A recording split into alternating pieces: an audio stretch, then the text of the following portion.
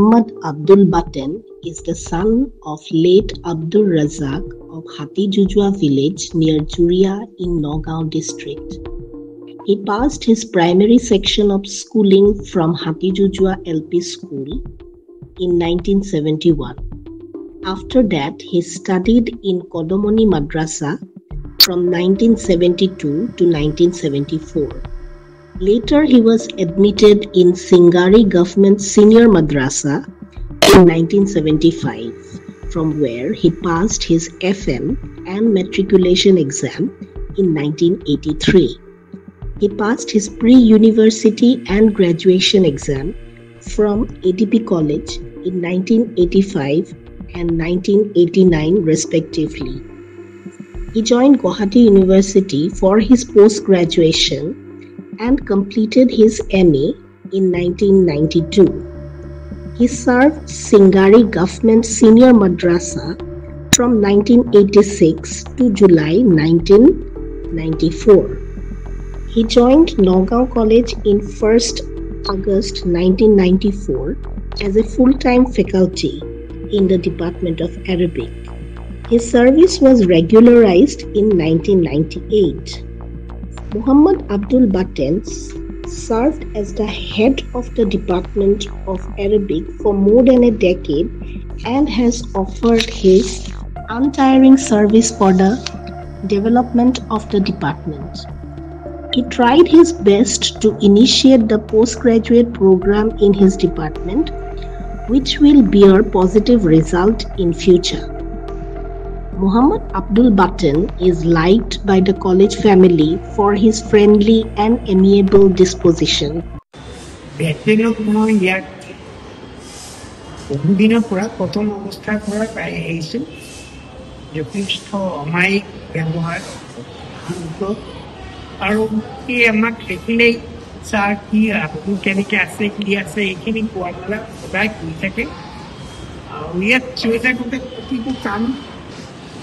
কলেজৰ কামখিনি আৰু বিভিন্ন কাম নগৰীয়াভাৱে কৰা তাৰ এটা অভ্যাস আছিল আৰু মই মাজে মাজে দেখিছোঁ কলেজৰ কামৰ কাৰণে কি গুৱাহাটী গৈ আছে আকৌ গুৱাহাটীৰ পৰা আহিছে ইয়াত ছাৰ আপোনালোকৰ কামটো হৈ গ'ল তেনেকৈ কৈ থাকে এই অৱস্থাটো মই পাইছিলোঁ এজন অধ্যাপক হিচাপে কি ষ্টুডেণ্টৰ ভিতৰত মই যথেষ্ট প্ৰভাৱশালী আছিল আৰু অমায়িক ব্যৱহাৰৰ কাৰণে প্ৰতিজন চিনিয়ৰ প্ৰফেচাৰে তাক ভাল পাই আছে এইখিনি মই প্ৰথম অৱস্থাৰ পৰা পাইছোঁ এতিয়াও মই 3 বছৰটো মই আহি থাকোঁ তেতিয়া কি চিচা আছে কি আহিটো আছেই তাৰ এইটো কাৰণে ভাল লাগি বাটেন আৰু বিভাগত যোগদান কৰিছিলে যেতিয়া এইটো বোধহয় 97 চনৰ কথা মই বাটেনক প্ৰথম কিন্তু লগ পাইছোঁ কলেজত লগ পোৱা প্ৰথম লগ পাইছোঁ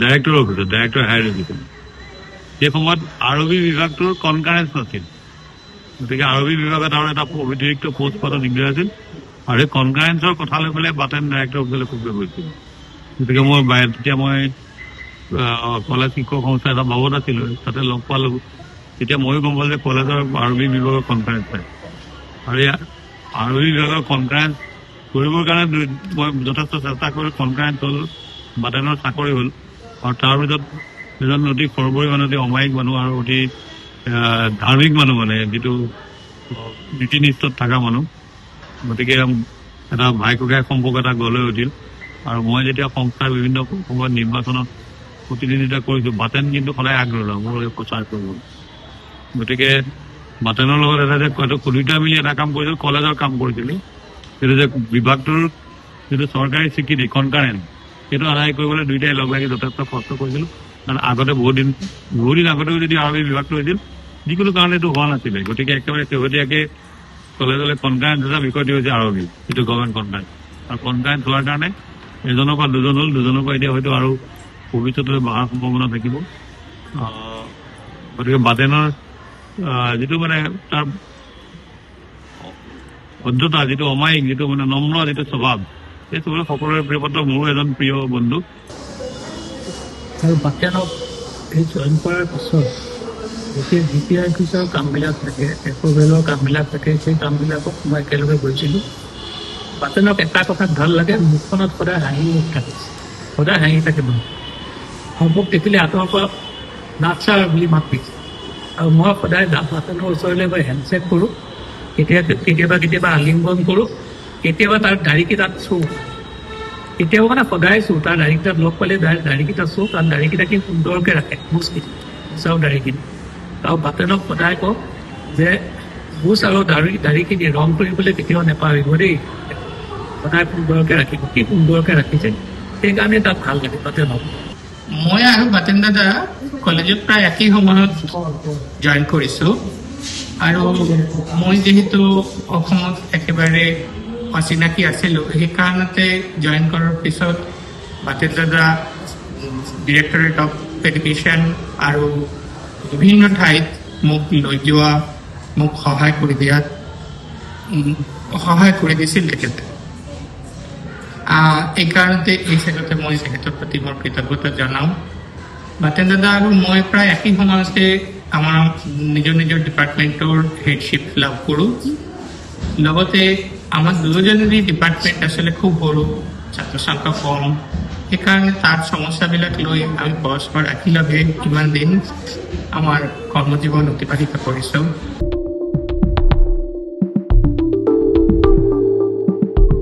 His ever-smiling demeanor exudes a positive rapport amongst all.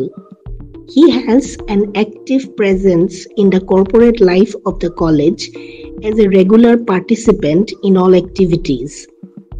Muhammad Abdul Batten has a blissful family with his wife and a daughter and son. নমস্কাৰ, মই নাজমুন নাহাৰ। মই নগাঁও কলেজৰ আৰবী বিভাগৰ মুৰব্বী অধ্যাপক আব্দুল বাতেন চাহাবৰ পত্নী। তেখেতৰ লগত মোৰ বিয়া হয় 2001 চনৰ 4 নৱেম্বৰ তাৰিখে। বিয়াৰ পিছৰ পৰা মোৰ বৈবাহিক জীৱন অতি সুখ আৰু আনন্দেৰে দিন কটাই আছোঁ। তেখেতক পাই মই অত্যন্ত সুখী। তেখেতে আমাৰ অভাৱবোৰ পূৰণ কৰিবলৈ অপ্ৰাণ চেষ্টা কৰি আহি আছে। তেখেত এজন ধাৰ্মিক, দায়িত্বশীল, কৰ্তব্যপৰায়ণ, মৰমীয়াল ও ভদ্ৰলোক। তেখেতে সমাজৰ সামাজিক ও নৈতিকতাৰ জ্ঞান প্ৰচাৰ কৰে। আপোনালোকৰ মৰম আৰু আশীৰ্বাদ কামনা কৰি মোৰ বক্তব্য সামৰিলোঁ। নমস্কাৰ। Hello everyone, myself Afrin Rukaya, the daughter of the man of the moment, Mr. Abdul Batten. First and the foremost, I would like to express my heartfelt gratitude for giving me this opportunity to speak about the most important man of my life, Abba. Though it's a bittersweet moment for us and a special day too as we celebrate his incredible journey. To be very honest, he's the simple and the sweetest man you will ever meet. I'm truly blessed to be his daughter. A father like you, a son and a husband like you is truly a blessing for us. Alhamdulillah from Allah. Your sacrifices till now that you have made for us have never gone unseen. You have been the pillar of us. You have given us more than we ever asked for. Thank you for everything. Thank you for guiding us. Thank you for the love, the care. Thank you for being the person you are. Thank you for being the best father. I mean it. Thank you for being the best father. I love you so much, Abba. Thank you. Enjoy your new journey. Thank you so much. এতিয়া কৈছে শুনি পেলাই মোৰ আচৰিত লাগিছে, সিদিনা দেখা ল'ৰাটো আজি ৰিটায়াৰ হৈ গ'ল। এইটোৱে আমাৰ নিয়ম, এইটোৱে আমাৰ কথা, এইটোৱে চলি থাকিব। আৰু বাতেনক মই ভবা নাছিলোঁ ইমান সোনকালে ৰিটায়াৰ কৰিব বুলি। বাতেন কিন্তু কি বোলে আচৰিত হৈ গ'লো যে পটককৈ এতিয়াই ৰিটায়াৰ কৰিব। গতিকে মনটো বেয়াও লাগিছে। গতিকে বাতেনৰ যিটো সুস্বাস্থ্য সদায় থাকক, সেইটো ভগৱানৰ ওচৰত কামনা কৰিছোঁ। বাতেন দাদাক ধন্যবাদ। বাতেন দাদা তাৰ সুস্থ দীৰ্ঘ জীৱন মই কামনা কৰিছোঁ। We wish him every success in his future endeavors. Thank you.